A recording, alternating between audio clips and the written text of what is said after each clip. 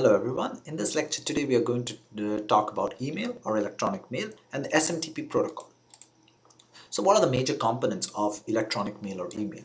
These are user agents, mail servers, and this SMTP protocol, which is the acronym for Simple Mail Transfer Protocol. So what is a user agent? A user agent is something that's used for reading mails. Basically it's a mail reader. It's used for composing, editing, and reading email.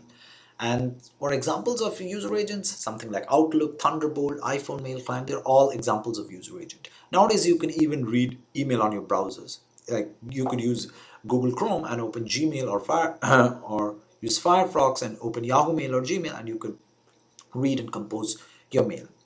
The next component are actually the mail servers. Now the mail servers contain the incoming messages for a user. And then they also have a message queue where they keep all the outgoing messages for the user. The final component is the SMTP protocol. The SMTP protocol helps the different mail servers communicate with each other. So these mail servers here, these two are mail servers, and they can communicate with each other using the SMTP protocol. Okay, the SMTP is a client server protocol. It follows a client server model. So there is a client which is sending the email, and then there is a server which is receiving that email.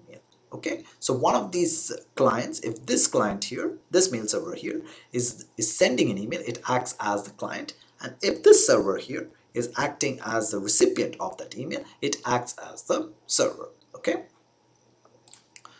now the SMTP protocol uses TCP to reliably transfer email messages from the client to the server.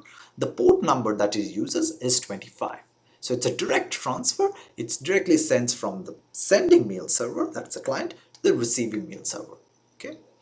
Now there are some handshake messages, and there is also a command and response interaction similar to HTTP and FTP. So let's look at a simple scenario. So first, let's assume that Alice wants to send a message to Bob.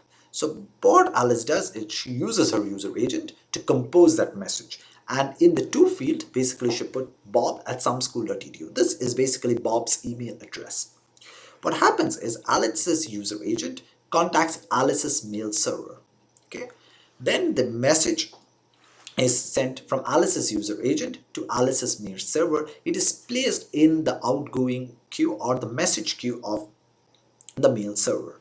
Then the client side of SMTP opens a TCP connection with Bob's mail server. Basically, Alice's mail server acts as the client side of TCP, and it opens a connection with Bob's mail server, which acts as the server side of the SMTP.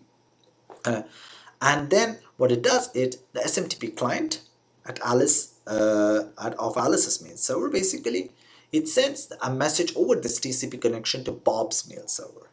What Bob's mail server does, it pastes this message in Bob's mailbox, and then Bob can basically retrieve this message when he comes online, and then uses his user agent to read this message. Okay, so the green box here refers to the outgoing queue or the message queue, while this yellow box here is basically represents the mailbox.